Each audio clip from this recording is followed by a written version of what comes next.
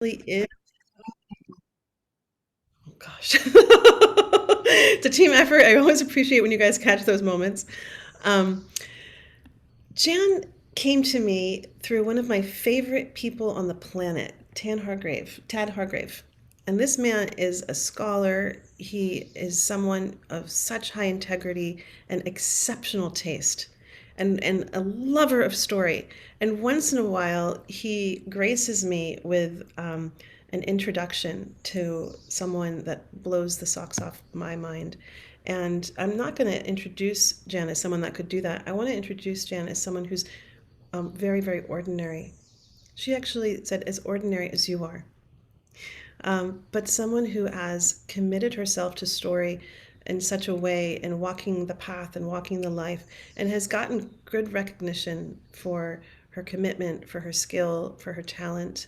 But what I also want to say is what I know about Jan just through the process of getting to know her this little tiny bit of walking towards what would we do with you today? You know, what will she bring? Is a woman that walks with a big heart and a woman that walks with a lot of commitment and a woman that really has is she's a web weaver where she has this commitment to the old stories and this real wake and aliveness to how do they live in our times. And this is there's not a lot of people that are walking that bridge. And so I'm very, very honored to get to introduce Jan to you and to get to steep in her presence for a while. And without further ado, I'm going to pass it over to you, Jan. Thank you, Leah. Thank you. Good afternoon, morning, evening. I don't know where you are in the world. So, good day to everybody. I hope you're doing well. Yeah, this is the first time I've been in this situation where it's not something that I've created for myself, it's not my own course. So, Leah and I had a conversation about what am I going to offer? What would you like me to offer? And we found ourselves talking about one particular traditional folk tale, which some of you may have heard. I don't know if any of you listened to the Gathering of Stories event in February. If you did, you will have heard this story. If you did not, then this story is going to be a nice surprise. We talked about this story and we talked about the assumptions made about the story based on one's cultural perspective or one's social setting, if you like. I hesitate to use the word privilege because I think it doesn't. It's not. It's a bit skim on the surface word. It's not about privilege. I think it's about the way one is educated, and one is educated to have a very narrow view of the world. I don't think that's a privilege. I think that's a disaster. I think that's a tragedy, and I think that when people approach stories from different cultures, they come with their own social mindset and it's logically try and impose those social mores upon the story that they're hearing, regardless of the value of it within the culture that it came from. It's like the heart of the story, the heart of what it means.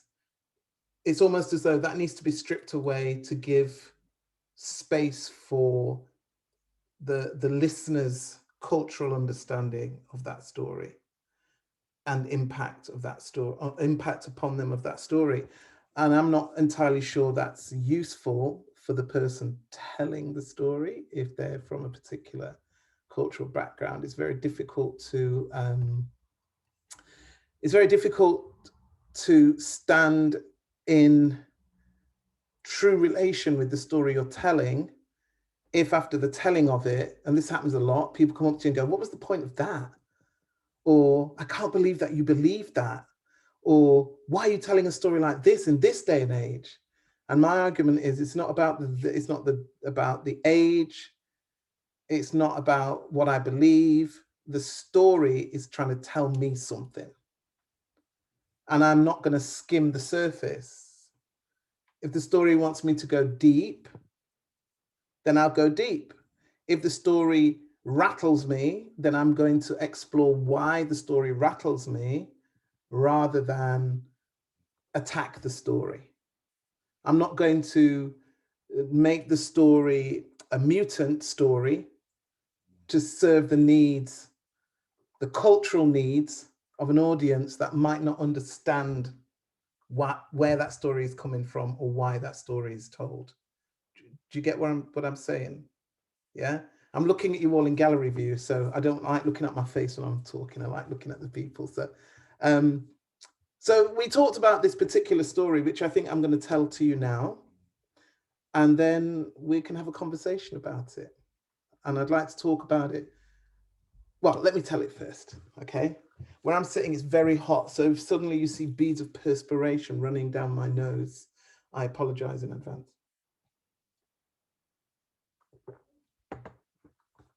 Once upon a time, there was a hunter. The hunter was lying in the arms of a broadleaf tree. He wore a long green smock shirt covered in talismans, pockets, cowrie shells, pockets filled of protective words or little juju beads or little images carved by his master, who had taught him how to sit in the arms of a broadleaf tree all night and not fall out. He had his bow and arrow trained on a buffalo and her calf. They were at a watering hole. He had a family to feed and meat to provide for his village. He had to make a decision. Should he shoot the buffalo or should he shoot the calf? He thought to himself, if I shoot the mother, then that's the end of that herd. So if I shoot the calf, at least the mother will be able to have more children in the future. So he pulled back the bowstring and shoom, he let the arrow fly. But that mother, hearing the whistle of that arrow and knowing what her role was within the great community of things, threw herself in the path of that arrow and shoom, the arrow went straight through her heart and she fell dead to the ground. The calf, startled, ran away into the bushes and watched wide-eyed as the hunter, not expecting to kill the mother, jumped down from the tree. Yo, he said. He ran to his kill. He took a knife. He made a small incision in the throat of the buffalo. He put his mouth against that hole and he sucked down the thick, red, iron-rich blood. And after he thanked the buffalo for giving its life, he took his large knife and off came the head. And he quartered the body of the buffalo and he opened his great sack and he threw the meat into the bag, tied the bag up, threw it over his shoulder and made his way out of the forest. The calf had observed all of this with her wide eyes. And now she came out from the bushes and she looked around and she saw where her mother's blood had been spilt and she saw the footsteps that the hunter had left leaving the forest. One was a deep indent in the forest floor. The calf stood on her hind legs and became a 7-year-old girl. And the 7-year-old girl walked to that deep indent in the forest floor and she measured her foot against it. And she said, I'm too young, but one day I will have my revenge. And then she went to find dry grass and sticks and leaves and she covered over that indent. And she vowed that she would return to that place every year on the anniversary of her mother's death to measure her foot in the indent left by the hunter to see if she was old enough to take revenge. And true to her word, every year she came back and she measured her foot. And seeing that she was too young, she would go and she would rejoin the herd. One year when she was about 16 years old, she stood there as female, as woman, as human, and she measured her foot in that indent in the forest floor and saw that her foot almost filled it. I'm ready, she said. And she didn't rejoin the herd. She stayed in human form and she walked. She had a very vivid picture in her mind of the man who had killed her mother.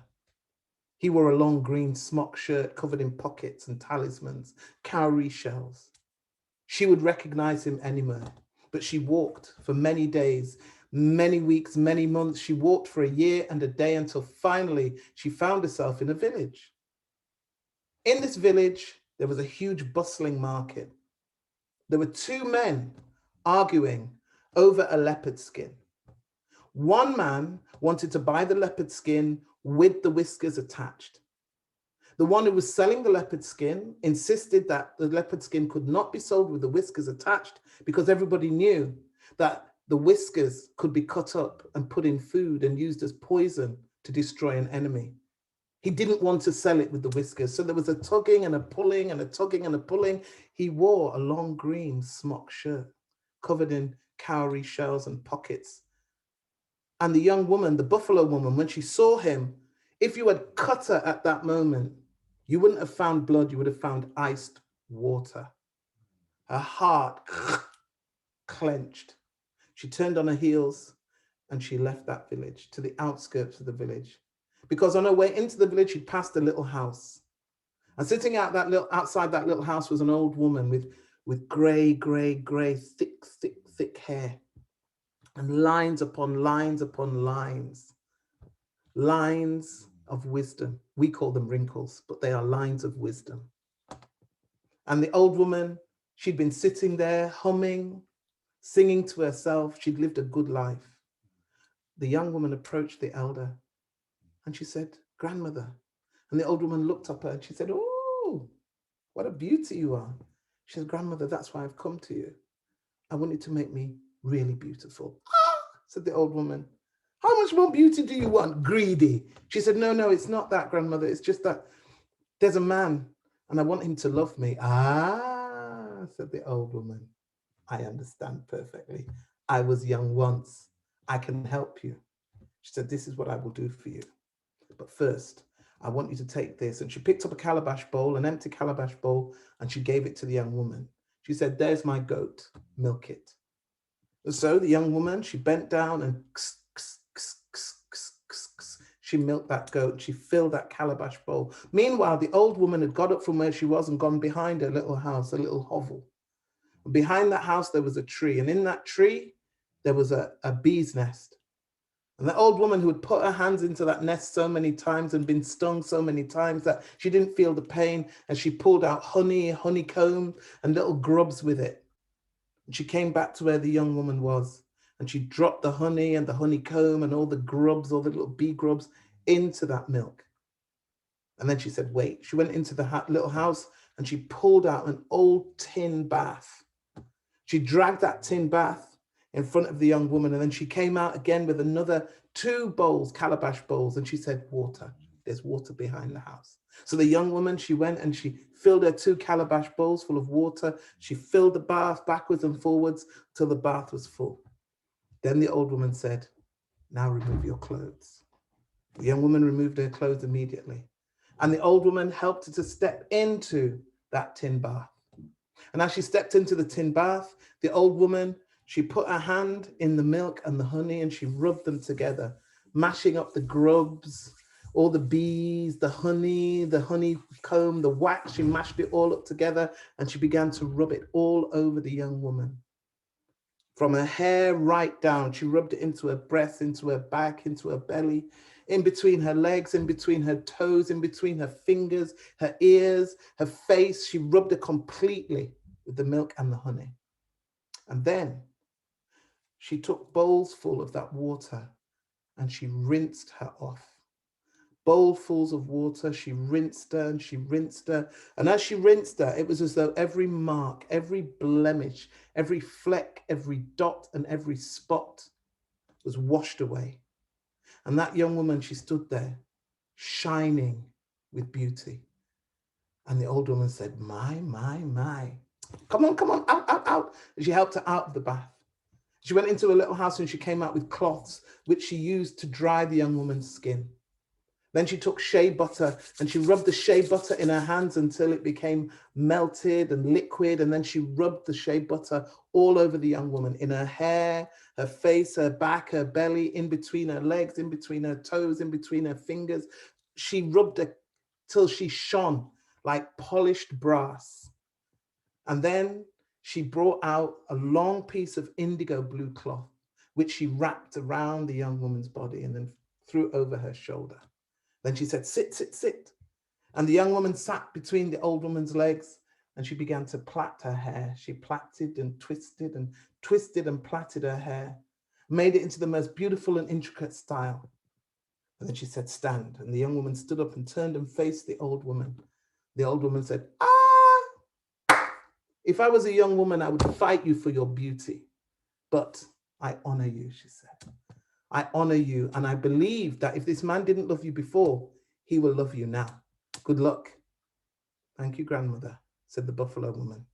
Thank you. And she left and made her way back to the village.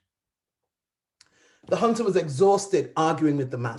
He was not going to sell it with the whiskers. And at that moment, a beautiful woman dressed in an indigo blue cloth, with hair in the most intricate style, with skin that shone like the sun in the sky, walked before him, and he let go the leopard skin.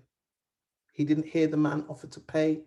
He didn't hear the man offer to give him whatever he wanted. He just was transfixed by this beautiful woman who had now stopped in front of him and was looking at him and was smiling a dazzling smile, a smile as though 7 suns had risen in the sky. And she leant forwards and she said, I wonder if you could help me. And he said, of course, anything. Well, what can I do for you? And she said, I'm a woman traveling alone. Night will soon fall, and I have nowhere to stay. I observed your interaction with that man before. You're strong, you're powerful. And I think if I'm to ask anyone in this village for hospitality, it should be you. What do you say? Will you honor the 3 days and 3 nights of hospitality offered to any stranger? He said, but of course, he said. And if he could have blushed, he would have blushed. He was overwhelmed by how beautiful she was. He was overwhelmed by the fact that she chose him. He said, but of course. And he gathered his skins together and all the things that he needed. And he said his goodbyes. And he said, please follow me. And as they were walking, he said, you know, the 3 days and 3 nights that you spend in my house, you would be doing me a great service. I live with my mother. And sometimes I have to go for long spells in the forest. The other women, they take care of, but it would ease my heart to know that somebody was in the house with her, even if it is just for 3 days and 3 nights. But of course, she said, she demurred. Of course, quid pro quo. They approached the house. His mother was sitting there, sucking on a clay pipe, dreaming her dreams of what life used to be before she was a mother, wondering if her son would ever marry, wondering if she would ever dandle her grandchildren on her knees when she saw her son approaching with a woman, a stunningly beautiful woman. But she took one look at that woman and she felt fear. Her son approached. He said, Mother, we are offering this young woman hospitality, as is our tradition. She will stay for 3 days and 3 nights and then she will leave. Is that not right? The young woman said, yes, that's right. You are welcome, said the mother. Please, excuse me one moment. My son, may I speak to you? She took him to one side. She said, who is that woman? He said, I just told you, she's a traveler. She's a stranger. She's asked me to give hospitality. Why she asked you? I don't know. He said, you know, she said, why she asked you? She thought I was strong. She thought I was powerful. She thought maybe I would give her protection. She said, you're a donkey. That's what you are. You're a donkey because you don't know what I know. This plain as day, this woman hates you. How can she hate me? He said, I've never seen her before in my life. She hates you. Can't you tell? Can't you see it in her eyes? She hates you like poison. What did you do to her? He said, Mother, I've never met this woman before in my life. How can she hate me? No good will come of this, said his mother. Mark my words. Take my foolish advice. Send her away. He said, I can't. I've offered her hospitality. It would be rude. She said, all right, but on your head be it. First night she stayed, she made herself indispensable to the old woman and the hunter. Second day, same thing. She was indispensable. She did all the cooking. She went and gathered the firewood. She gathered the water. No. Nothing was too difficult for her to do. Third day, it was the same. The hunter, who mysteriously was not spending any time in the forest, he was watching, observing, drinking her in.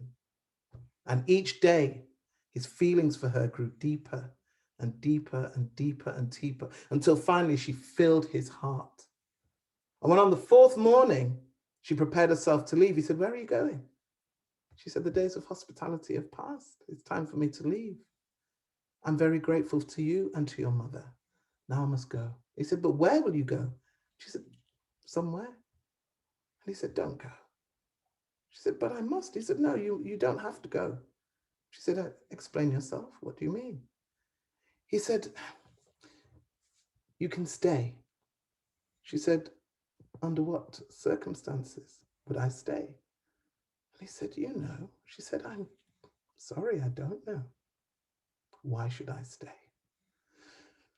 He said, because. She said, well, tell me. He said, because if you leave, you will take my heart with you. And how can a man live without his heart? Stay, he said. Be with me. Marry me. Choose me. I'll provide everything. Tell me who your people are. I can pay the bride price, whatever it is. Tell me where they are. I will go to them now. I will speak to your father. I will speak to your mother. At which point, great big fat tears began to roll down her cheeks. He said, I've offended you. I'm sorry, that's the worst thing. I would never want to offend you. I'm so sorry. She said, I'm not offended. I'm not offended. He said, well, what's the matter? Why are you crying? Am I so repulsive? She said, no, it's not that. My mother was murdered when I was 7 years old. I don't know my father. I wander the place and I stop in different communities and I ask for hospitality. I don't know where to be. I'm dispossessed. And he took her in his arms and he held her and he said, please, please, choose me. Stay here. You don't have to be dispossessed. You don't have to wander the streets. You don't. Stay here. I will be your family. I will be your mother, your father. Stay with me. And he felt her relax. She said, very well, I will. You can imagine his mother's attitude when he told her. She said, are you mad? I told you this woman hates you. This will not end well. It will end in tears. And now you want to marry. Who is she? Where are her people? Where do they come from? He said, I don't know. She said, her parents are dead. You want to marry someone you don't know their people? Are you mad? Send her away. He said, I can't. He said, mother, I love you. You're my mother. But I'm a man and I must have what I must have. And that woman, she needs me. And I need her. And I will marry her. Give me your blessing. She said, I can't. I can't give you my blessing because it will not end well. But you're my son and I will protect you. The arrangements were made for the wedding. The bride looked beautiful. The groom was happy. The palm wine flowed. The drummers drummed. The women ululated. The dances were danced. The meat was cooked. Everybody was happy. They licked their fingers.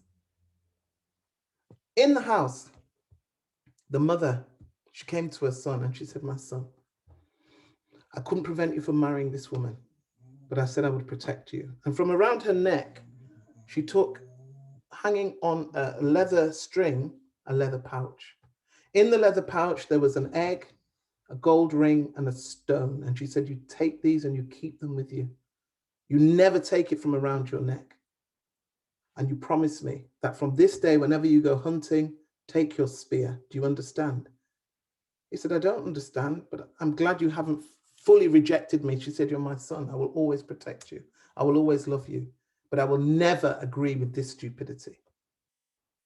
That night, a blanket was hung on a string that was tied from one side of that house to the other, separating the space. Mother slept on one side, husband and wife on the other side.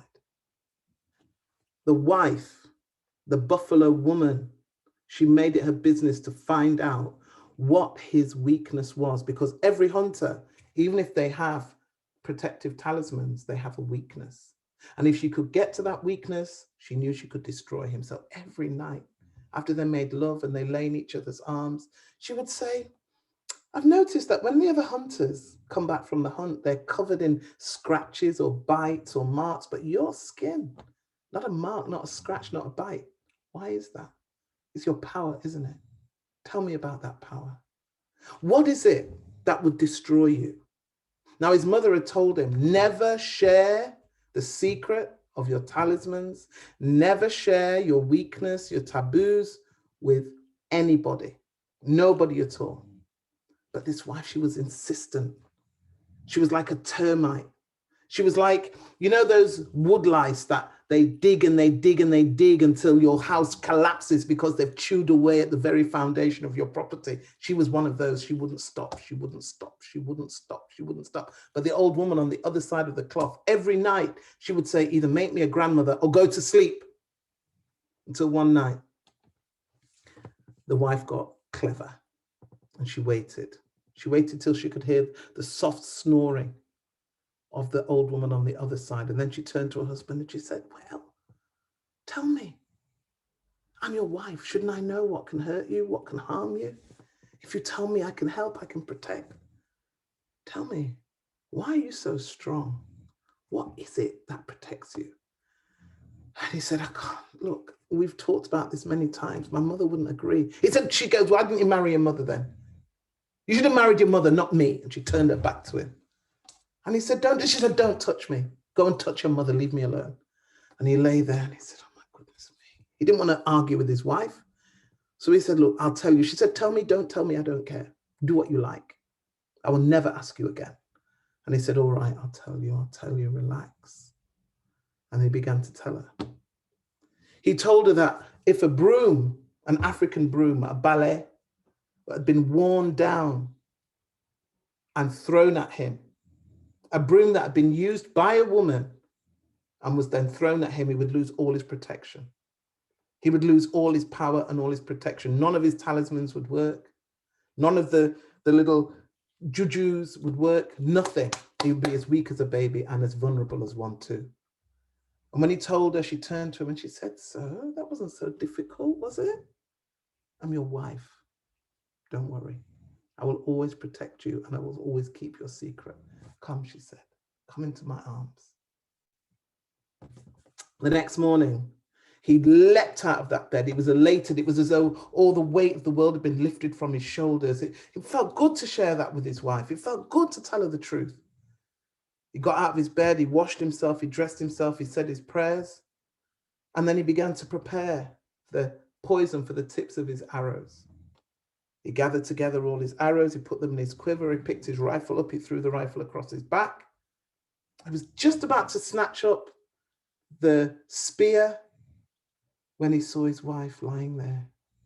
He could see the rise and fall of her body as she breathed, and oh my God, last night was wonderful, and she was wonderful, and he felt unburdened. And in distraction, he left the house and left the spear right there.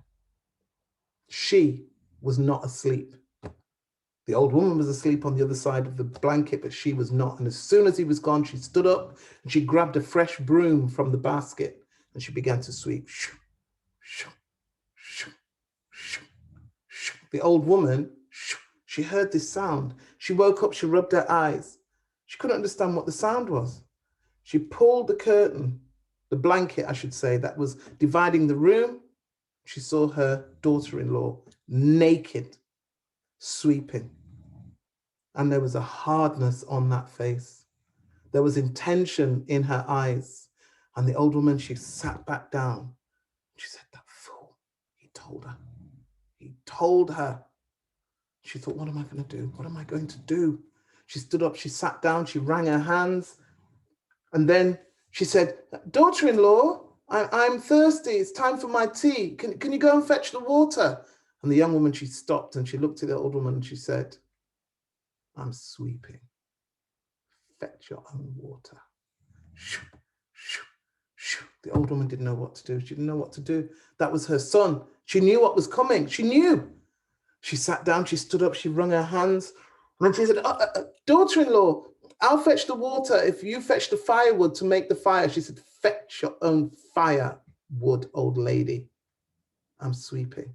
She didn't know what to do. She didn't know what to do. She didn't know what to do. And then she said, daughter-in-law, you and I, we should go into the forest together. And my son is a great hunter, but my mother taught me how to trap birds, and I could teach you our methods for trapping birds. Leave off that sweeping now. Come with me. Let's go into the... Fetch your own birds, old woman, she said. I'm sweeping. And she continued to sweep, and the old woman didn't know what to do. And she refused to move from that spot, sweeping, sweeping, sweeping. And the villagers were coming this way and that way, and they could see something was off. Her intention they could see was not good. There was something in her eyes. They greeted her. She didn't even answer them. She just kept sweeping, sweeping, sweeping, sweeping. Like a machine, she didn't stop. She stood there all day, and the broom was wearing down, wearing down, wearing down, wearing down. And he was coming back, and the sun was moving across the sky and was now crimson, crimson red. And he came with an elephant, a baby elephant on his head, an antelope over his shoulders, and he had a rabbit tied to his foot. The meat was to be distributed amongst the whole village. He was happy, he was unburdened, his wife loved him, he trusted her. And as he came down the hill towards the village, he saw her standing there outside the house, sweeping. The penny didn't drop. His first thought was, my wife is so beautiful. Look at her standing there in the dying rays of the sun. She's so beautiful. And then suddenly he was like, but why is she standing there like that? And the people were walking past, and he could see the people were looking at her strangely. And he dropped everything and he ran to his wife and he said, what are you doing? Why are you standing here naked? Put on your clothes. She said, don't touch me. He said, what's the matter with you? She had never looked at him like that. What's the matter with you? She said, you're a murderer. You killed my mother and today you will pay. He said, I've never met your mother. What are you talking about? But she didn't answer. Well, she did answer. She answered by throwing that worn down broom at him. And it struck him hard in the chest. It struck him like a bullet. And as it hit, he felt all his protection leaving him. He felt all his power leave. It was as though someone had poured freezing cold water over his body. And his power was leaving in drips from his fingertips, his ears, his toes. And then to make matters worse, as he stood there, completely stunned by what had happened, she went down on her hands and knees and she began to transform. She became what she was. She became a huge buffalo, huge sweeping horns that looked as though she'd spent hours sharpening them to perfection. Her back broadened, a tail unfurled from the back. Her face broadened, her nose broadened. She began to scrape at the ground with her hooves. Where there were two legs, there were now hooves. Where there were hands and paws and, hands and nails, there were now hooves, thick, strong. And she scraped at the ground and she looked down at him and she was about to charge when a voice said, run! It was his mother.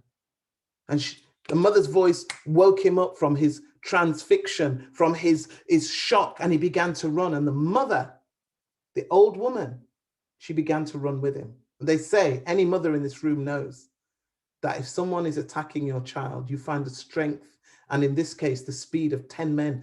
She was running next to her son. She said, my son, the things I gave you on your wedding day, you will need them now. And he pulled that bag from around his neck. She said, take out the egg. He put his hand in the bag and he pulled out the egg. She said, throw it over your shoulder. He threw the egg over his shoulder. It hit the ground and the sea. A great ocean separating the mother and son from the buffalo, but no seawater was as salt as the tears she cried on the day her mother died. And she swam right through the sea and continued to chase them. The mother running with her son, she said, now the stone. He pulled out the stone, threw it over his shoulder. It hit the ground. A mountain range, but no mountain was as hard as her heart, or for that matter, as hard as her head, as she charged right through the mountain and gave chase. Mother and son were running. She said, son, the ring. He took out the gold ring, he threw it over his shoulder. It hit the ground. A wall of fire. Fire separating mother and son from the buffalo, but there was no fire that was as hot as the grief and pain she felt on the day her mother died, and she ran straight through the flames. And the mother said, now your spear. The spear was at home. He said, I don't have my spear. I'm sorry, I don't have my spear. She said, you're a donkey. I've told you before and I'll tell you again. But she then turned herself into the spear. Her thin, spindly legs became the shaft of the spear. Her body as well became the shaft of the spear. Her head became the spearhead. And all the love that she had for her son, she concentrated in the tip of that spearhead. And that spearhead spoke to her son, throw me over your shoulder. And he snatched up his mother and he threw her over his shoulder. He launched her over his shoulder and she flew like a bird towards that buffalo woman and right through the heart and out the other side. and the buffalo fell to the ground. For the second time in its life, the hunter was completely transfixed. He was in shock. He didn't know what to do. He didn't know whether to go up, down, right, left, in or out. He was rooted to the spot. And once again, it was his mother's voice, son, son, please. And so he turned, trembling as he was, and he walked back towards his mother, stepping over the dying throes of the half buffalo, half woman that he had married, that he had given his heart to, towards his mother who was now smeared from head to toe in her ordinary form, in the blood of the buffalo. The son, who was also the husband, scooped up his mother and he took her home. And he bathed her and he dressed her. And for the first time in their life, they talked about what love and what love was not. And that is the end of my story. Okay. So I'd like you to unmute yourselves, please. Thank you. Could you unmute yourselves? And I would like you to tell me your first impressions of the story. And if you want to speak, just click the reactions, the hand up thing, and then I'll know who wants to speak. But I'm very curious to hear your responses to this story. For you, what was this story about for you? Oh, it made me thought about the affiliation between a mother and her child. Yeah, and the strong bond that is very strong. I'm going to make notes of what you say, not for any other reason other than that it will help me to take us to the next place. Yeah. Okay, so filial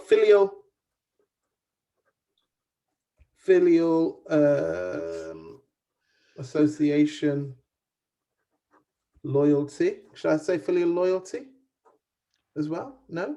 Would you say, Dominique? I could say that. I'll put a question mark next to that one. Yeah, I could say, bond. I mean, the bond. Yeah, because filiation, loyalty, has something not so nice about it. I'll take loyalty out. Filial association, deep bond between mother and son. I know there is loyalty, that's for sure, but it's not what you're there's love, real love there. Yeah. And the protection of life. The protection of life. Yeah, protection of life.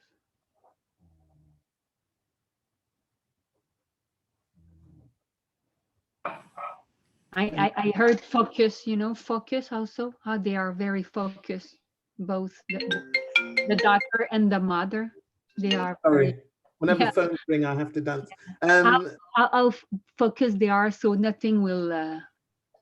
They will always. The daughter that her mom died, she was really focused on what she was doing, and the mother of the son was very focused on. Oh, very nice. Yeah. Nothing would carrying her out of her heart. Okay, thank you. Yeah. Thank you very much. Anybody else? Yes, Roxanne. I was really struck by how even from the moment of the hunter making the decision to kill the younger one rather than the mother, so that was his, that's his part, as a hunter and someone trained like that for the longevity of the group, to the mother buffalo throwing herself in front of her baby, on and on and on. Everyone played their part for what was there. And the mother of the hunter saying, "But I'm your mother, so even if you are a donkey, I'm gonna help you out."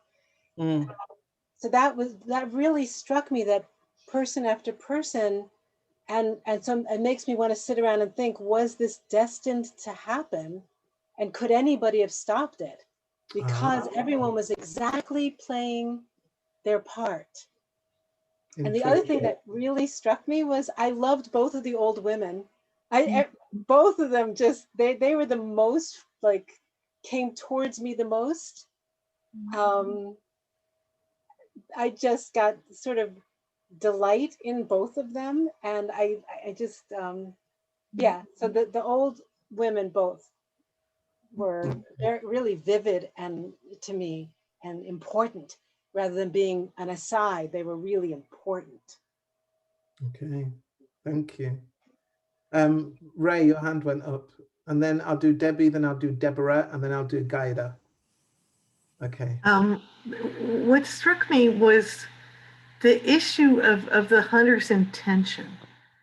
There was something. I mean, first of all, he didn't intend, but then there's the business with the skin, that he didn't intend that the man should have something that he would be able to poison people with. So, and then there's always this image that crops up in stories of men being stupid when beautiful women are around them and they lose track of what they're doing. And because otherwise it seems like if it weren't for him, like, losing his good sense, this wouldn't have happened. And also, I don't know, there's just something about his intention. His intention was always good, but his sense was taken away by the beautiful woman distracting him. Okay, I just want to bring you back to what Roxanne said. No, sorry, not Roxanne. What Dominique said about focus. And Dominique said that nothing would have been able to take anything out of the mother's heart or the daughter-in-law's heart in terms of their intention. So it's interesting to me that at this moment, you're seeing it as being the hunter's lack of good sense. Because what's the only thing he did that was nonsensical was let someone have a leopard skin with the whiskers on. But would you say that whether or not he'd let that person have the skin or not have the skin, do you think that would have stopped the daughter-in-law from her intention? So is it his fault then? If you look at the story in terms of what happened as opposed to what you throw on it, did he do anything that was nonsensical? When we feel what we feel, especially when it comes to the heart, does good sense in the initial stages, is it about good sense or is it about this visceral response? Did he really do anything that bad? He literally went, oh my God. We've all had those moments, haven't we? We've all had those, oh my God. And then someone goes, and you go, yeah, what? He's a human being. He might be in a story, but he's a human being as well. Why should he be any different? I'm not challenging you, but I think it's a genuine question. Why should he be any different than us? I'll just leave you with that question. And maybe you want to come back afterwards.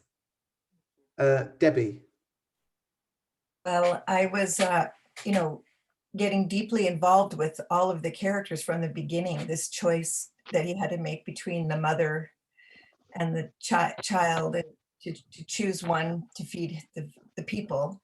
And then as I got to know each character, I felt I was completely engaged with all of the feelings that they were having for what they were going to do next.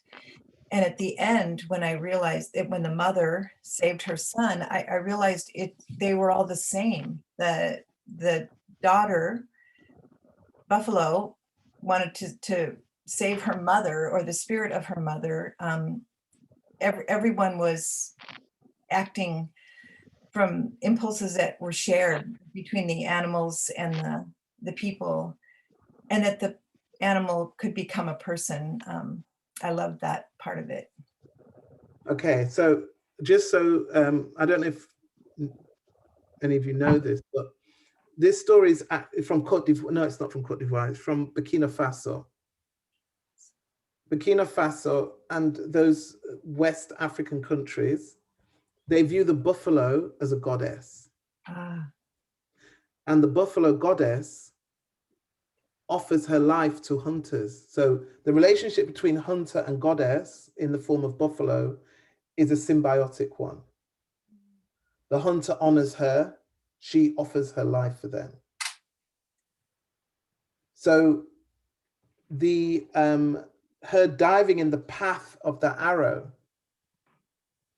is not just a selfless act to protect her child. Diving in the path of that arrow is her way of saying, this is my function. yeah. Also, I think the fact that the child was only 7 years old meant that she could never be initiated into her role as goddess Yeah. because her mother's dead.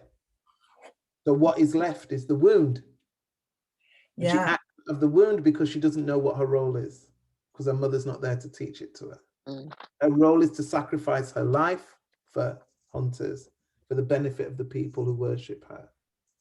The mother knew that. The daughter didn't know that.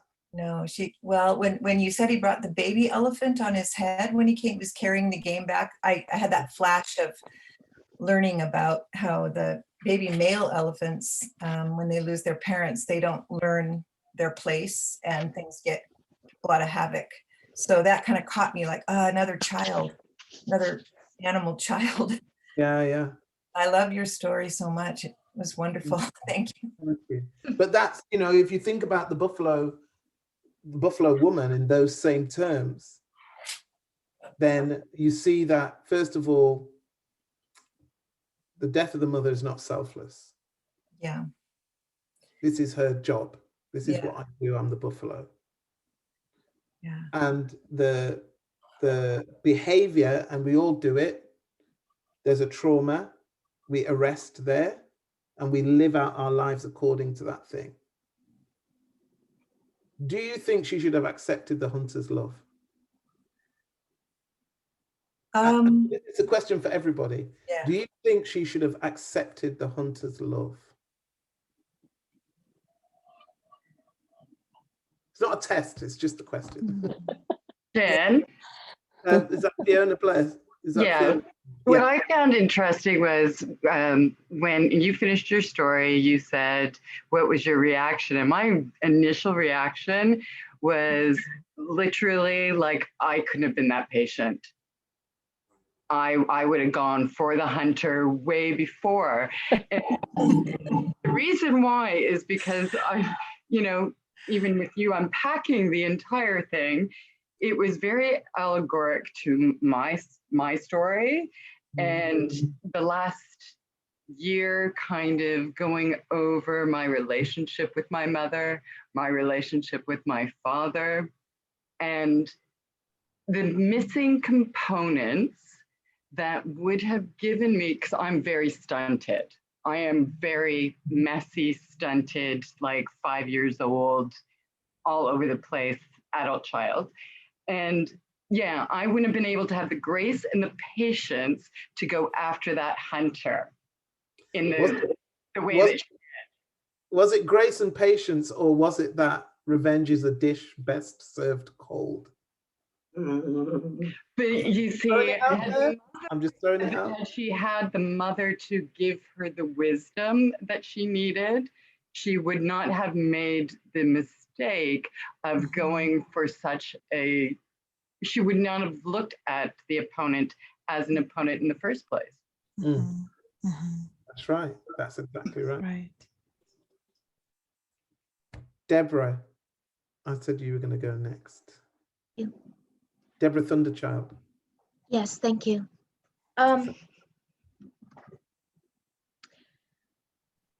This comes up for me in many multiple levels. Loss is a really big theme for me right now. And actually, I have to leave early because I have to go say goodbye to a very dear friend who happens to be a dog. This afternoon, several weeks ago, I had to say goodbye to a foster elephant named Luggard, who I love with all my heart. They are both my children, and as it happens, Leah presented us with a writing prompt for our final class. My writing will have to do with mothers and their children and loss. So it's all intermingled in together. But love is for me. That's what's forever. I'm very triggered in many ways by this story because as somebody that is a vegan, I would never. I cried to hear the story about the mother buffalo being killed. My heart broken to hear that the mother feels it's her role to give her life, and I would only challenge that and say only if a human would do the same to give their life. Sorry, I just have to interrupt you just for a second. I'm sorry to do that, but I need to clarify something. The buffalo is a goddess. I hear you, but Yeah? she's also an animal as well. Yeah, she's an animal, but first and foremost, she's a goddess in the form of an animal. But so are we. A goddess Mhm. never dies. Okay, I personally see every single living being that is in form as sacred. So I look at them all as divine. My way of looking at it is that we're all goddesses and gods in form. And when I signed on, I took it with the intention that I would receive something from this class today that would lift up my spirit and enable me to go say goodbye to this boy. Yeah. I don't know what the answer is. I'm searching for the answer, but I'm just fascinated that your story is intertwined with the story that's developing that Leah's prompted me to tell, and the life that's being laid out right in front of me and the losses I've just had with my elephant son. It's very strange, and I don't know what it means. I'm questioning it, but it means something. So I'm just sitting with it. Okay. I think there's something else that I'm sitting with and have been sitting with for a while, is that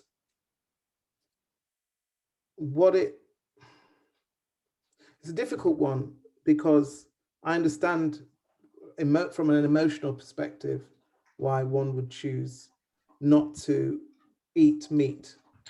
I understand it. I understand honoring of all life and life being sacred. But I want to go back to what I began this whole evening with, which is to do with, if you're living in a particular community and you need to have certain types of food because your community, generation after generation after generation, you're non-white, non-European, non-educated in the European mindset, not living with the social or economic conditions that we live with here. I'm not making judgments about either one, but it's different. It's coming from a different place. It's coming with a different energy. It's coming with a different mindset. So I understand how it's painful for you as a vegan to hear that story. But I also wonder, like you say, what is the answer? How does my story, when and where can my story be okay to tell? When and where can the social mores, cultural mores, religious or spiritual mores of the people in the stories that I tell be okay? Because this is, I come up against this kind of thing all the time. And it's almost as though on the surface, what I am is great, it's wonderful, wow, God, Jan's amazing, blah, blah, blah, blah, blah. But on the back end, the material that I choose to tell, which I see as being raised in a colonial environment, in a white-minded colonial environment, I mean, trying to stitch yourself back together so that you feel whole within that community, within that environment, is something that I've found necessary to do by using stories. I don't walk down the road, I don't punch my fist, I don't protect, I don't do it that way. I do it through story. I find stories that give me something to fall back into that makes me feel whole. Do you know that game you play where you lean, the trust game, where you lean back and someone catches you and stands you up again? That's what the stories do for me. So, but what I'm faced with on a regular basis, living in the West, telling those stories which are stitching me back together, making me feel whole, I'm constantly faced with the question or the challenge that that's not okay. What you lean into to make yourself whole isn't okay. It's very, very challenging, you know? So I sit with that all the time. Every time I open my mouth to tell a story where there's a hunter, I have to be ready for what you just said to me. I have to prepare myself for that. I know you're not challenging me personally, but I'm just, in the same way you're sitting with yours, I'm sitting with mine. I'm just giving you some insight. I'm not challenging you or your life choices or your heart in any way, shape, or form. I just want you to see that with every pushback that comes, the thing that is holding me together, I'm being told constantly it's not okay. It's a very challenging place to be. I'm not here to tell you you're not okay. I haven't been okay my whole life because I'm fighting to try to be okay, because every time an animal hurts, it hurts me because I am them, they are me, whether they're one. It hurts me deeply. That doesn't mean I'm telling you anything. I have deep respect for you. I just, again, came here. I know. Honestly, I feel it. I know it. I'm not. That's why I say it's not. I know your heart is big. I understand it. But it's something as much as you need to say what you're saying, I need to say what I'm saying. So I'm saying it because it's something that needs to be raised up. It needs to be raised so that people can look at it from a different point of view. Yeah. I want to interrupt just for one moment. Yeah. I'm listening to, I'm just grateful for the conversation. So I just want to say, Jan, thank you so much for not glossing over this moment and for bringing so forward what happens in these moments. And I'm having two thoughts come from one ears. Deborah, I'm holding your question of why this story today, given what you're coming in with your intention. And Jan, I'm having a really funny laugh. Right before you all came on, we looked at what we said we were going to happen today. And we looked through the copy, and somewhere in there it said, looking at cultural blind spots. And Jen was like, I didn't write that. And I was like, well, I didn't write that. And we were like, what's on our agenda? And here we are. And so I'm having a great cosmic laugh at this. And what I want to just presence and bring us back to is actually something that Chloe said last time. She read us that Rumi poem. There's a field outside of right and wrong. I'll meet you there. And to me, this is what sacred storytelling, standing at the threshold of a sacred story, listening to stories as sacred storytellers, means that we have this opportunity to receive a story and remove the lens, and Jan began to introduce this a little bit, remove our cultural lens of what we have been taught or believe is right and wrong. Okay, so Deborah, I'm saying this. I want to say this beside what you're talking about because I fully respect your values and your belief systems and what you hold and who you are as a protector. Deborah, I meant to say, and I want to also say I want to speak to and honor the responsibility of sacred storytellers and what it means to receive a story that comes from a culture other than ours. It is to take a moment to listen to the gift and the wisdom that comes through that might be very, very foreign from the world that we live in, and might hit up against so many of the things that we're conscious about having it get hit up and the things that we're not.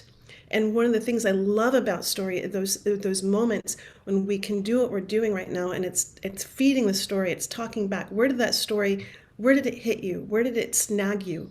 Where did it grab you? And those are the parts where it's knocking on your door, and it's knocking it, and it's trying to raise our attention. And sometimes it's speaking in a language other than ours. It's like when you hear a calling, and it's really frustrating when that calling comes to you and it's not a language that you can understand, and it can keep yelling at you, but if you don't speak the language, you can't hear it, but you feel the calling. And sometimes stories that come from other cultures in a way that doesn't speak our language, we actually have to learn the language of that, from where the story comes from, to fully begin to even taste and to catch the scent of it fully, in the full, like, six dimensionality of what it has to offer. So I just want to add that to our conversation, because everything that's coming up today deepens our conversation and understanding of what it means to meet story. So I'm grateful for all of it. And I also want to remind us the task that's brought forth as sacred storytellers, of how do we meet a story, and can we be so humble, and I mean this, can we be humble at the feet of a story, as to listen to it when it's coming at us in a way that we don't recognize, or even up against something that we know in our system as right or wrong. Can we be so humble as to hear it for what it has to offer?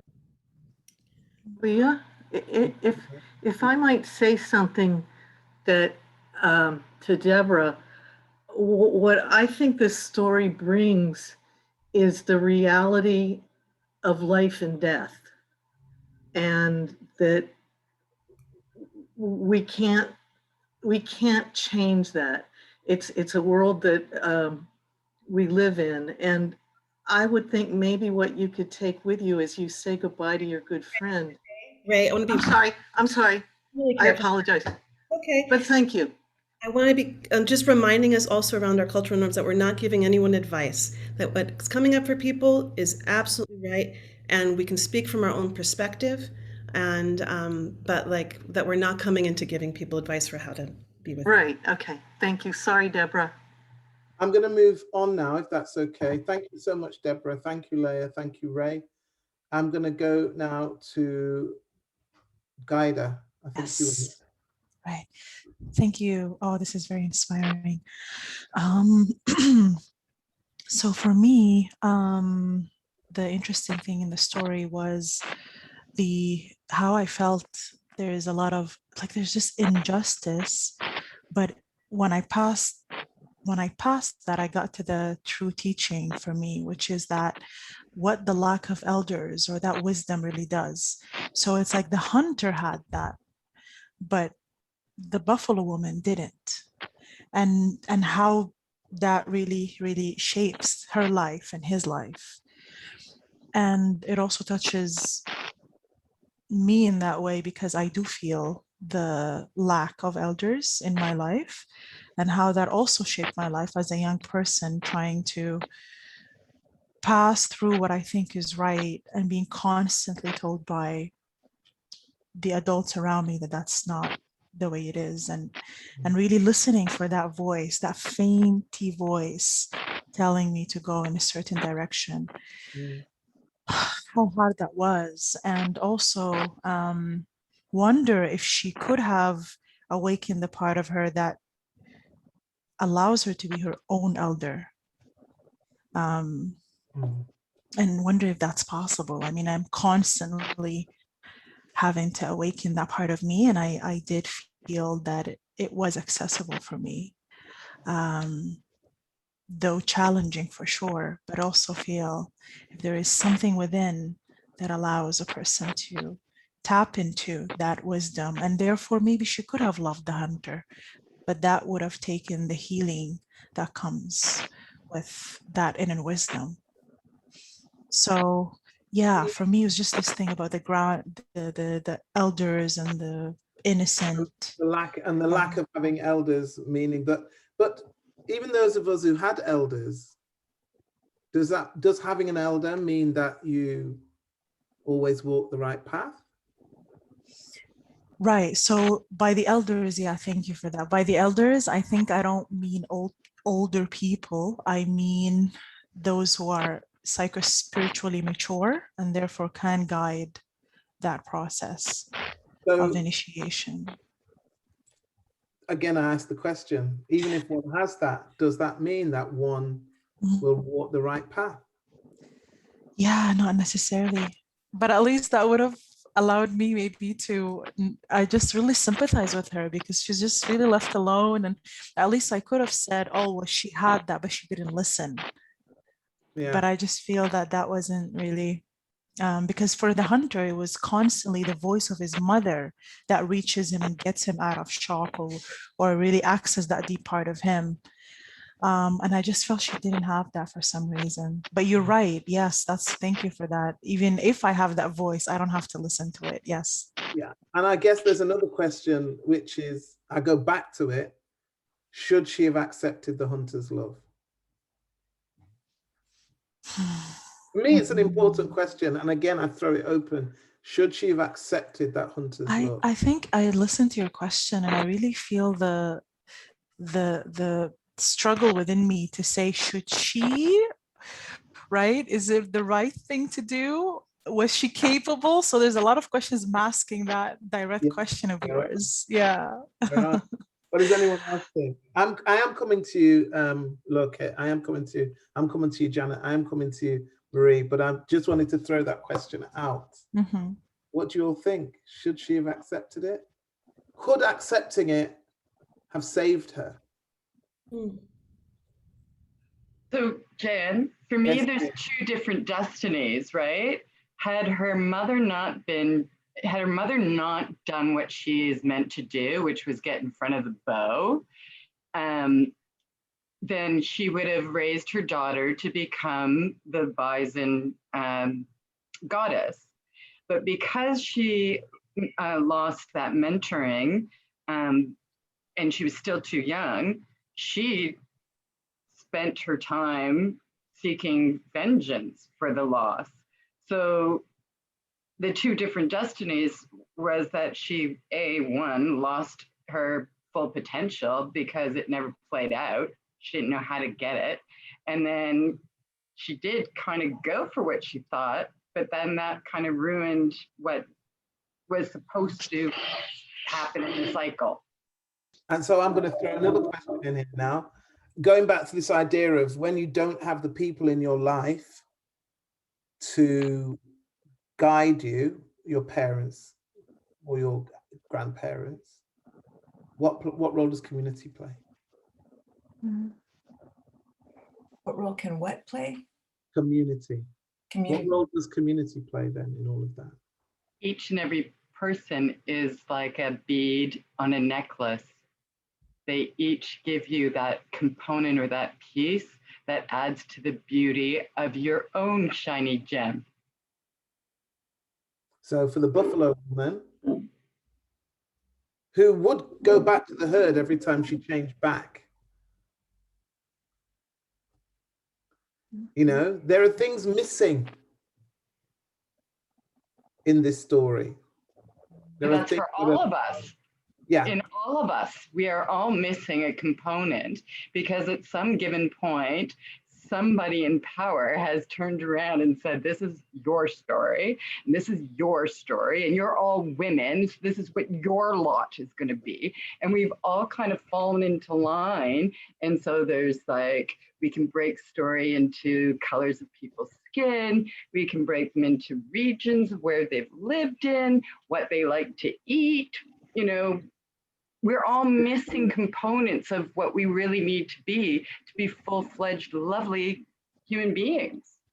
But going back to the story itself, I'm trying to knit it together, the logic of it, okay? And when I teach storytelling, I'm always trying to get my students to understand the logic that the story is offering, okay? We have a community of buffalo who understand that buffalo females are goddesses. We have a community of buffalo who know that someone has lost their parent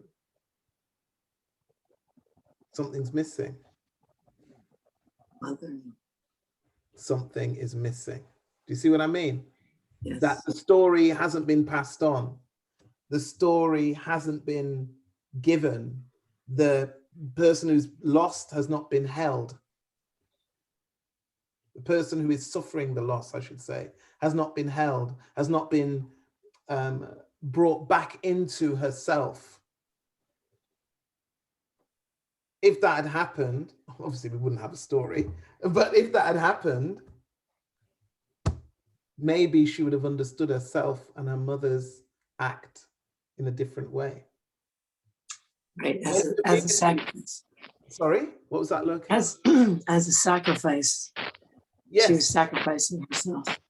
Yeah, and that was part of their role. Now we can say, Yes. should that be the role of a woman to sacrifice? You know, we can look at that analogy. But I just want to look at this moment about community. Like when we get lost, as you were saying, Fiona, when our components get lost or trauma intervenes and stops our blossoming, where is community then? Has community become the butcher, the baker, the candlestick maker, the head shrinker? Is that now what we're calling community?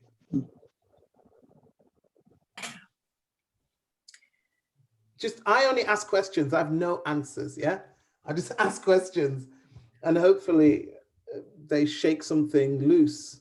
But Loke, you had something that you wanted to say, and then Janet did, and then Marie did, and then I know that, where's she gone?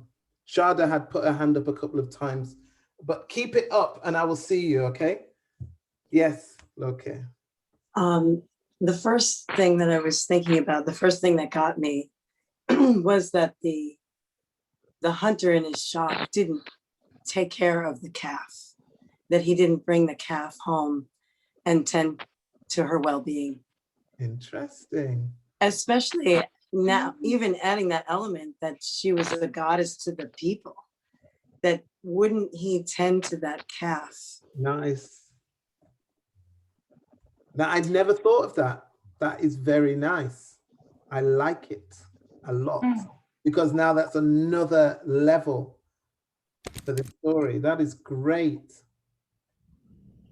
Right, and because he didn't, then this unfolding happened. Like there was his destiny then to be killed by his lack of tending. But he wasn't. So that wasn't his destiny. Right, and he wasn't, right, okay, so right. Yes. So you can understand emotionally why she would have felt that way. Right.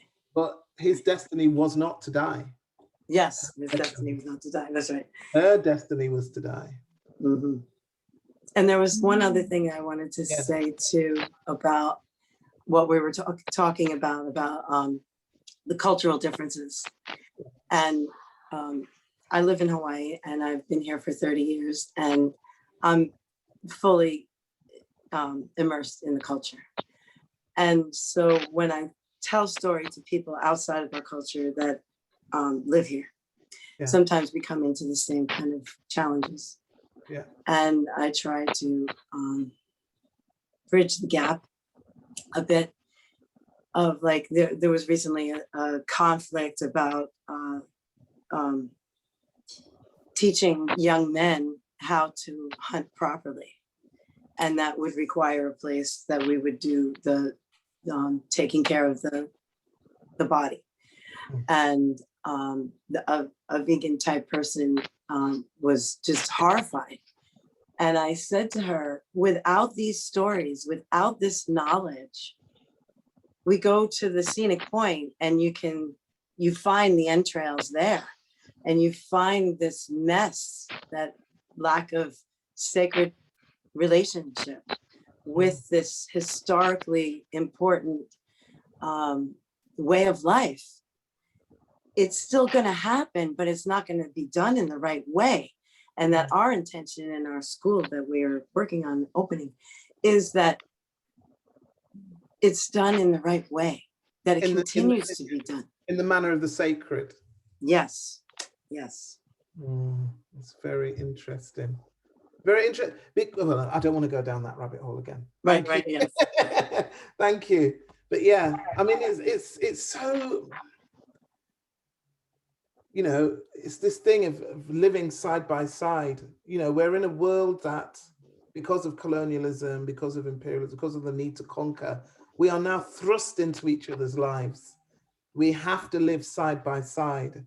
But the person who always has to give something up is the person who's been forced to give something up historically all the way along the line. And it's very, very, very challenging. I was talking to someone the other day, slight digression, but about, it's Tad actually, and I was talking about and I don't say this to be disingenuous in any way, shape, or form, okay? Yes. I just Yes. want to say that to begin with. But there's a thing that's been going around recently. Someone even sent me a message the other day. And they want to talk about wildness in women, to be wild, the wild woman, expressing the wild woman, etc., etc. I grew up being told as a Black woman that my wildness was too wild. My wildness was not an attractive wildness. My wildness was scary wildness. So I shouldn't be wild. And I was saying to Tad, it's as though the colonial mindset, the conquering mindset, comes to a place, tramples underfoot everything that you are, tramples it, destroys it in order to prop up a system. Yes, I know. I mean, I'm not individually blaming anything for anyone for anything rather, but the system does that, tramples you to dust, repurposes you for its own uses. And then after the dust has been trampled, there's a sifting through and it's like, oh, look what I found in this thing that I just crushed. It's really cool. I'm going to repurpose this and I'm going to make money out of it. Yes. And at the moment, the wild woman is one of the, from my perspective, is one of those things.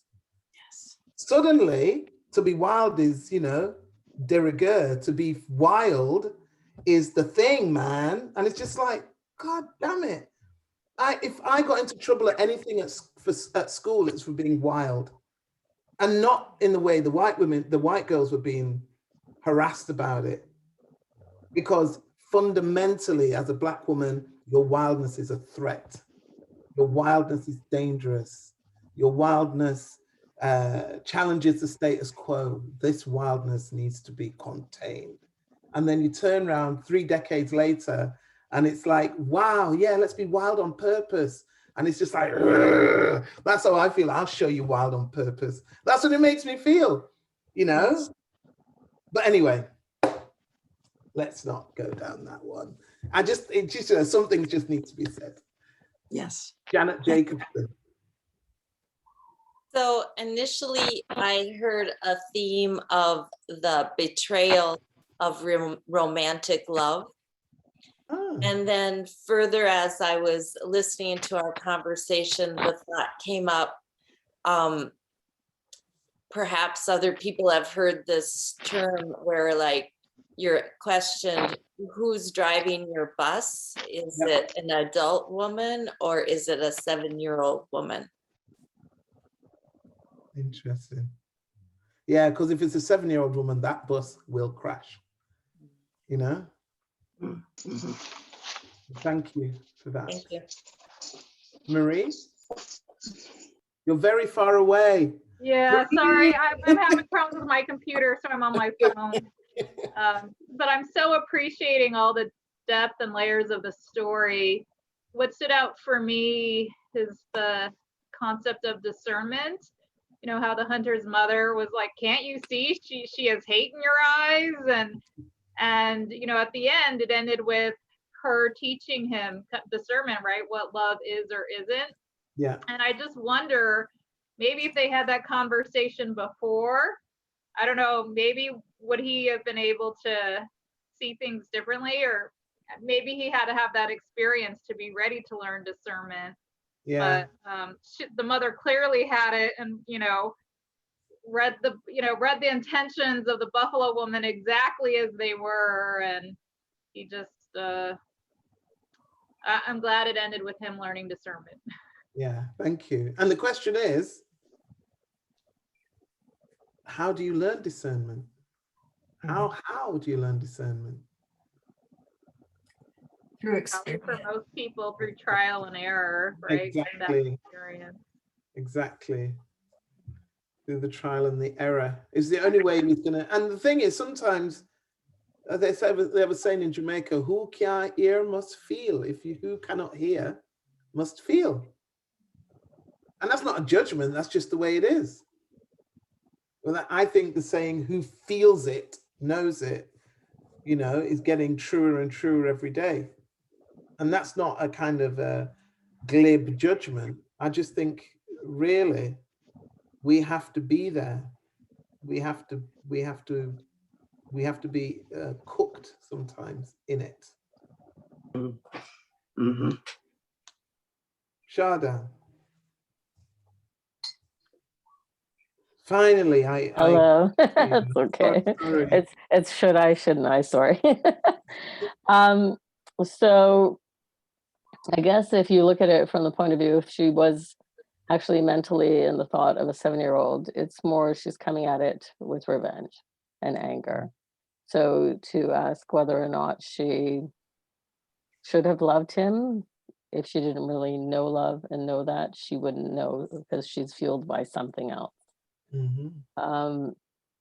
And as far as, you know, a mother can tell him whatever she wants to tell him, but with him, he's just going based on his heart.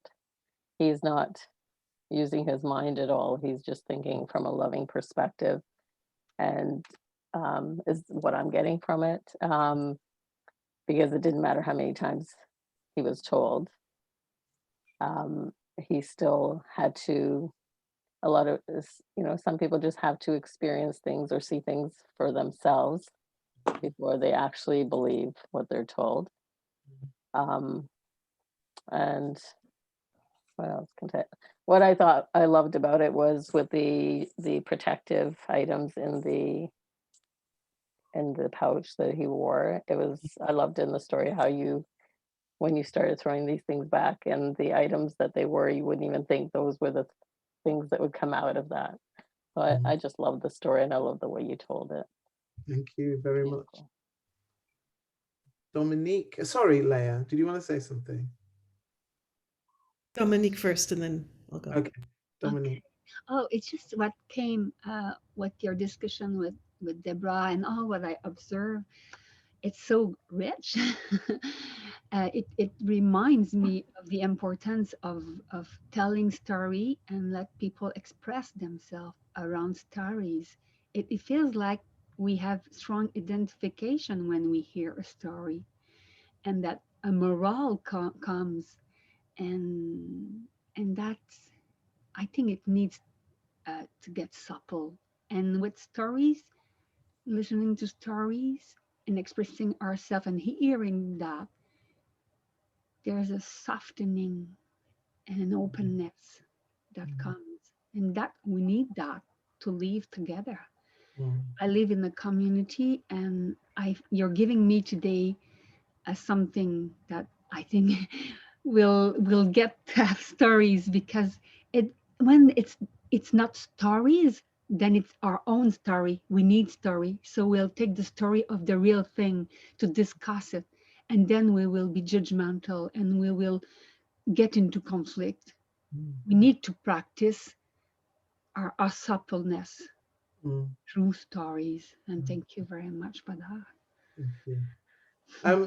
Before I come to you, Guida, I'm going to ask everyone to do an exercise that might sound strange, but if you can remember, we've discussed the story on many levels.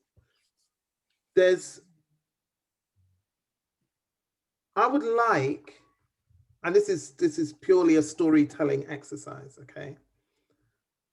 I would like you to choose from within this story one person. It doesn't have to be one of the main characters. It could be one of the peripheral characters that I mentioned. And I would like you, is it possible to put people in breakout rooms? Okay. I would like, how many people? I can't. 1, 2, 3, 4, 5, 6, 7, 8, 9, 10, 11, 12, 13, 14, 15, 16. So there are 20 of us left. Oh, the number's right there. It's been a long day. I would like to put people, I'd like 4 rooms of, no, the rooms aren't going to work with this. Yeah, put people in pairs. 5 pairs? Yeah, is it possible to put people in pairs? So we have 5 rooms with 2 people in each room. 10 No, rooms. sorry, thank you. Maths was never my strong point. That's why I tell stories. If we have 10 rooms, 2 people in each room.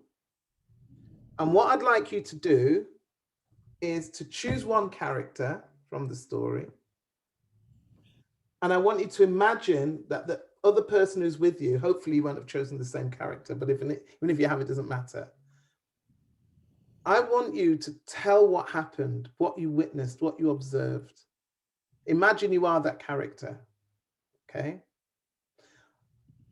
I want you to, no, we'll do a different exercise, a better exercise. So when a storyteller walks through a story and says, once upon a time, my assertion is that the storyteller is a witness to something. You've witnessed something and you've witnessed it through your senses.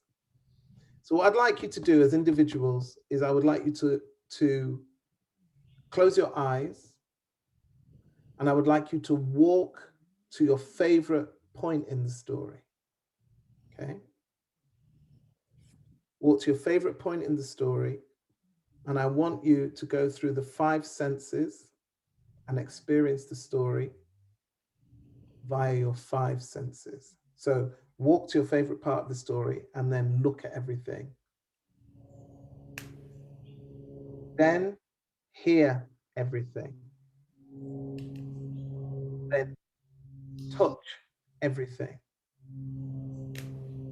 And smell everything. And taste everything. Okay? That's what I'd like you to do. I will give you, how much time do we have left, Leah? We have about 15 minutes left, 20 minutes. About 20 minutes, okay. I'm going to give you 10 minutes to do this. Just be there, you're in the story, fully in it. Walk to that part of the story and experience it through the 5 senses. Okay. If you would like, you can turn your screen off so you don't have me staring at you as you're sitting there with your eyes closed. If you don't mind, keep it on. I don't mind either. I'm not necessarily wanting you to make notes. I want you to experience it. And then after that, we'll talk about it. Okay? And your 10 minutes starts. Jan, just a point of order. They're going into the breakout group for No, that? they can stay where they are. They can stay where they are because the exercise I was going to do before isn't going to work. Okay. So that's why I've quickly done this. Got it. Okay. Yeah, thank you. Sorry, Leah, I should have made that clear. So you're going to sit where you are now. Your 10 minutes starts now.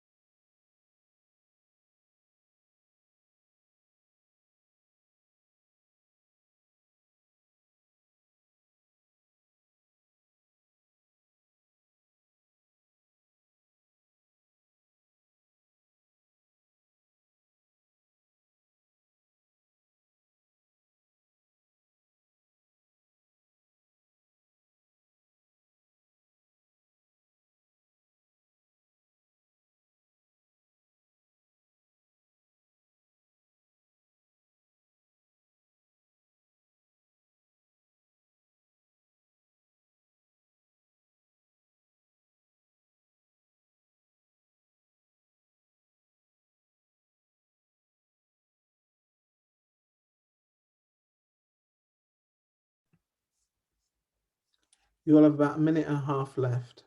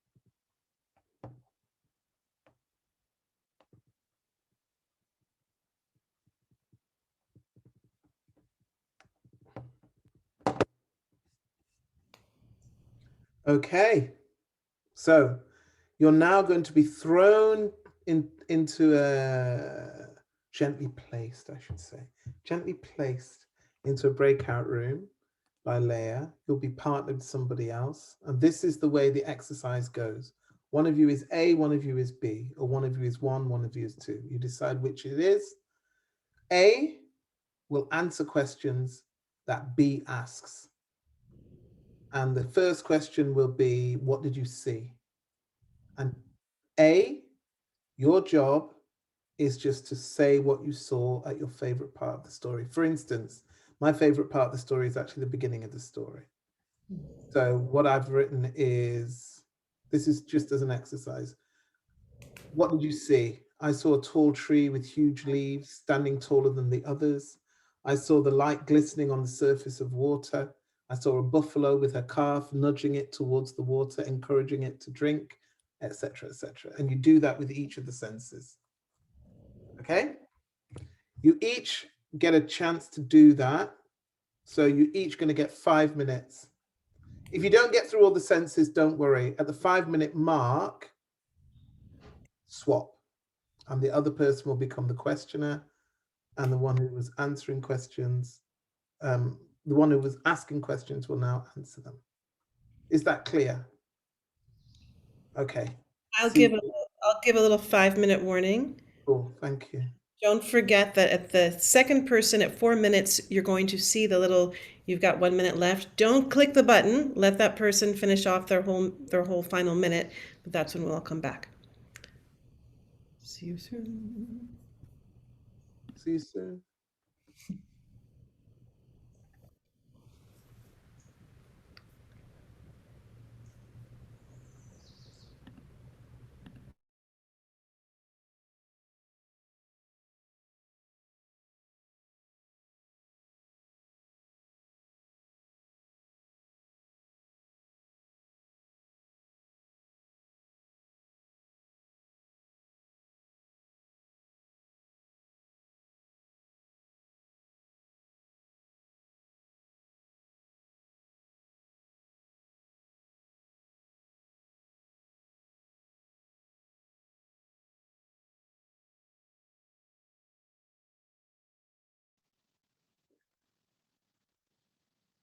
Hello.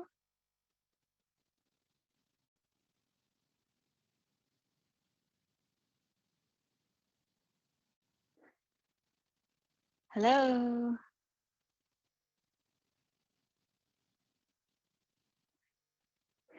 I can't see you're muted and your camera's not on.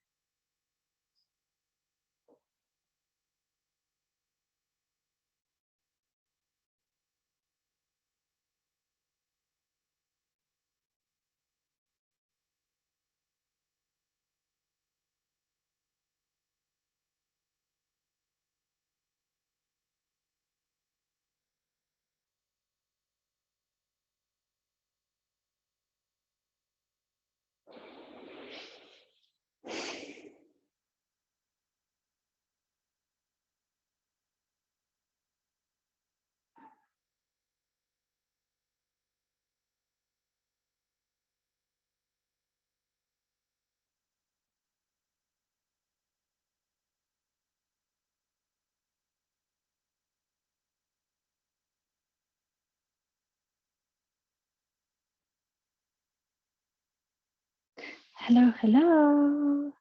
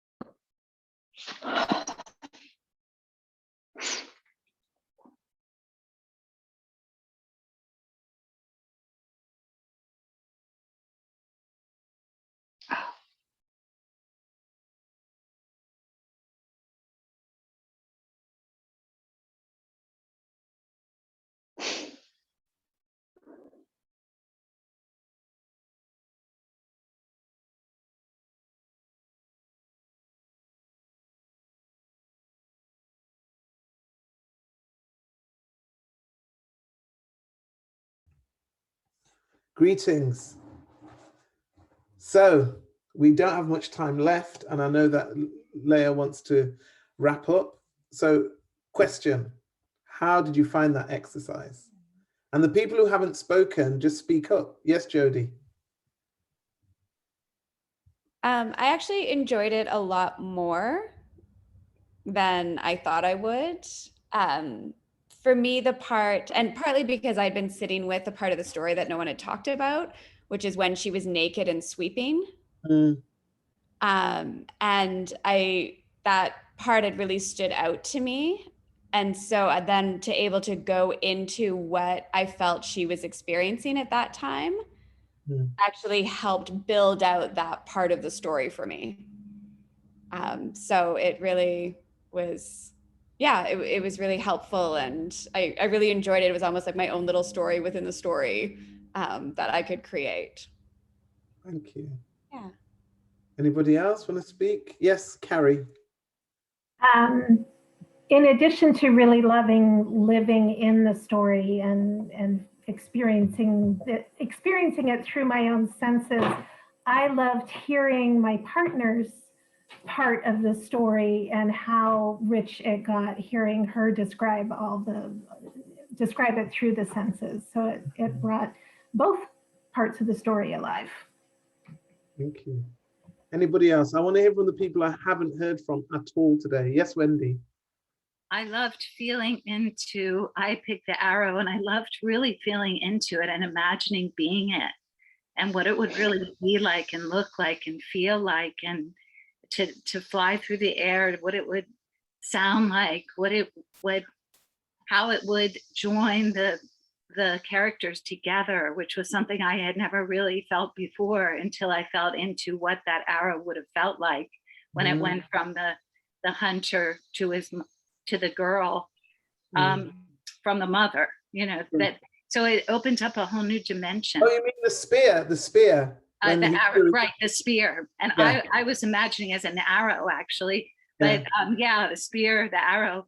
And I hadn't even really understood the bridging in that moment between the three characters, how the spear formed a bridge between them.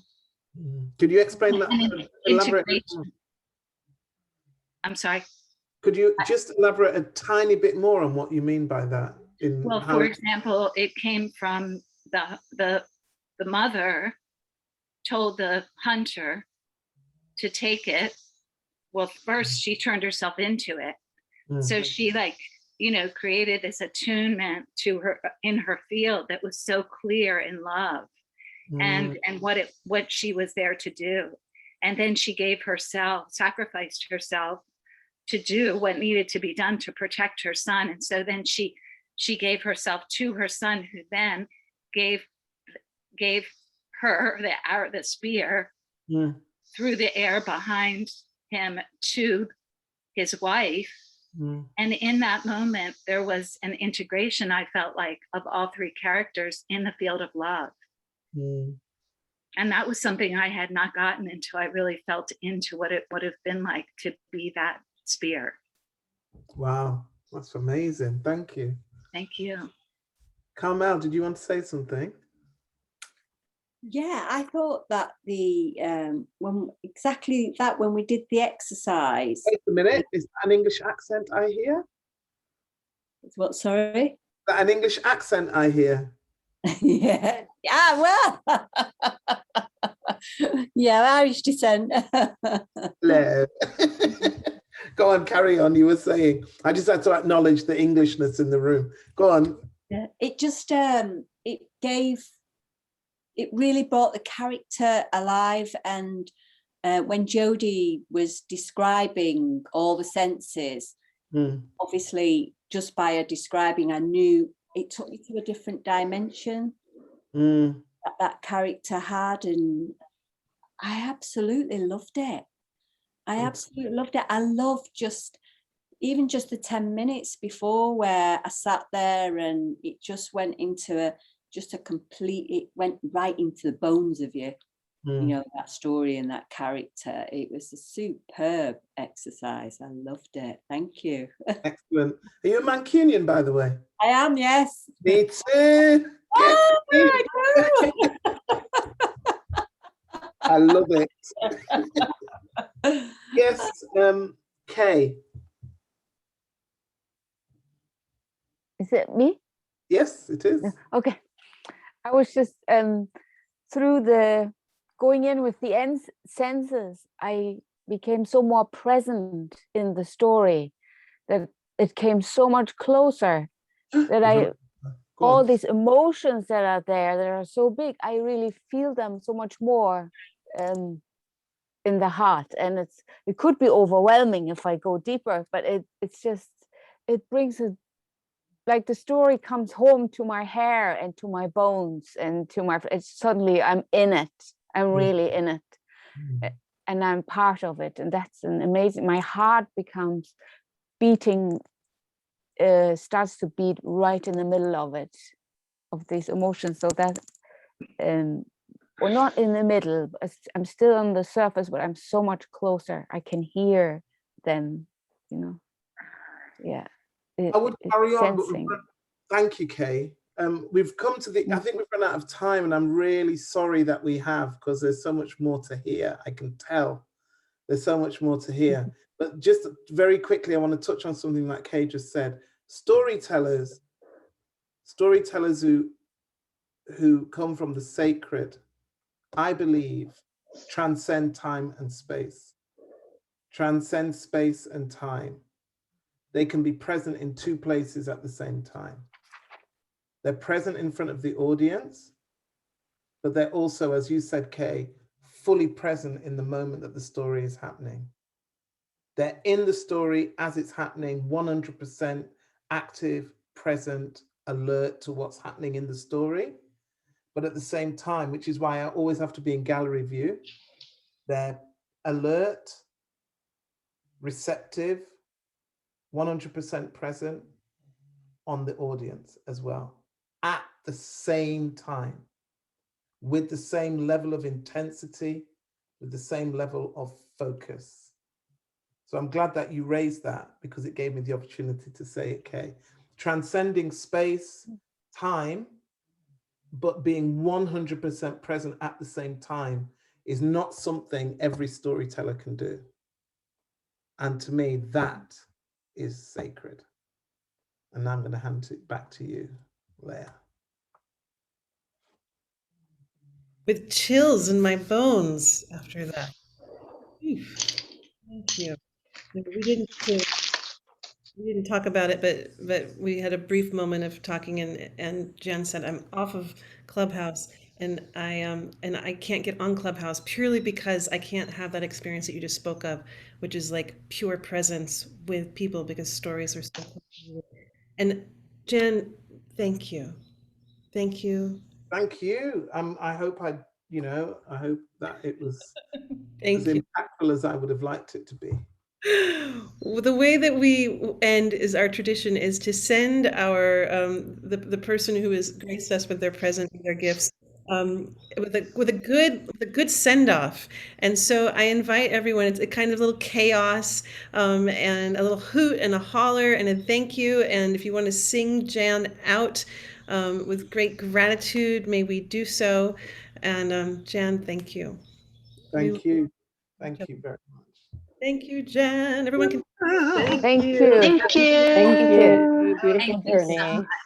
Thank So you. much. Thank you for sharing your gifts. Oh, Steve. Yeah. Thank you. Yeah, sorry, my friend's bulldog is here, and the barking of the dog. She suddenly goes, I don't know how much I've sacrificed for you this evening. I've sat for 2 hours with a snoring, farting dog in creation. But there she sits. I'm telling you, my nostrils are, the hairs have been burned off my nostrils. I'm telling you. So thank you so much for the opportunity. Thank you. To be here with you this evening. Thank you so much. Thank you so much. Yes, thank you so much. Sorry, I forgot. Awesome. Jan has a course it's coming up, and the link is in the chat box. So And the link isn't to the course. The link is to my Mighty Network, my membership. So I have an online membership. You can subscribe. Once you join, any courses that come up are available to subscribers for 10% less. I'm working on a project which will launch in September. It's called What's Her Story? And the first one, we will be looking at the women, the gift, the exploitation of, the neglect of, the denial of, and the love of your gift. And we'll use one particular story to approach the questions about that gift. That's the upcoming course. That's the course that will start in September 7th, I think. But feel free to subscribe to my network, and in that network, I want people I want people to use it as their own space. Yeah, there's lots of topics in there. I do weekly, monthly talks. You just missed a really great one about the intersectionality between traditional storytelling and contemporary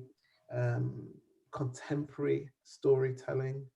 I did another one which was about the intersectionality between traditional storytelling and ceramic art.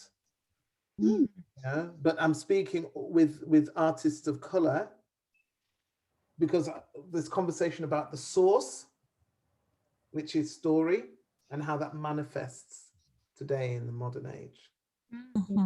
So it's about that relationship.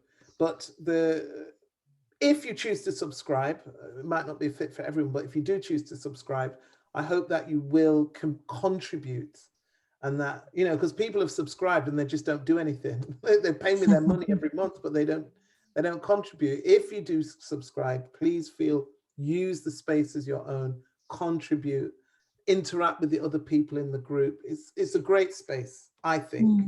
I worked really hard. I created it myself. And I think it would be just fantastic to have more dialogue around stories and the sacred. So feel free. If you don't want to do that, then when the course becomes available on my Mighty Network, the details of which are in the chat now, just keep checking. And in September, if you check, you'll see it'll come up, and then you can book it. Well, I hope you book it. You don't have to. Do you do personal sessions by any chance, Jan? I do personal sessions. Perfect. Contact me via the network. Okay. Yeah. All right. Or should I leave my email address in here? Do you want that? That'll be great, please. do that, and I'll also include it in the email of the replay for that to be shared, Jan. I'm going to send you an easier email, because I've got some emails that are so snobbish that they spit people out without question, very, very up there, they're like this. So I'll use this one.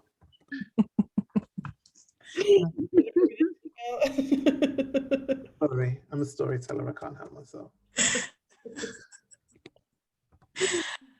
Right. Okay, there it is. The Acquia Storytelling Project at gmail.com. Oh, that should have gone to everyone. Oh, it didn't go through. Can you? I know, because I did it to Guida instead of doing it to everyone.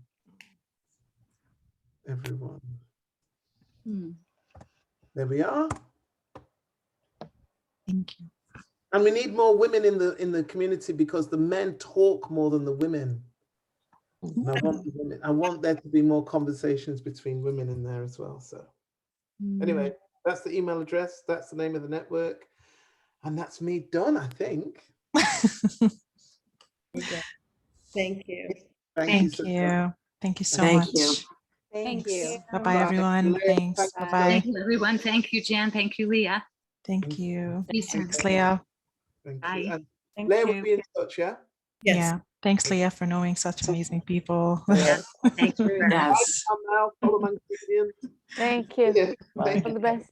Bye. Goodbye. See you again. Yes. Bye. we will. Bye.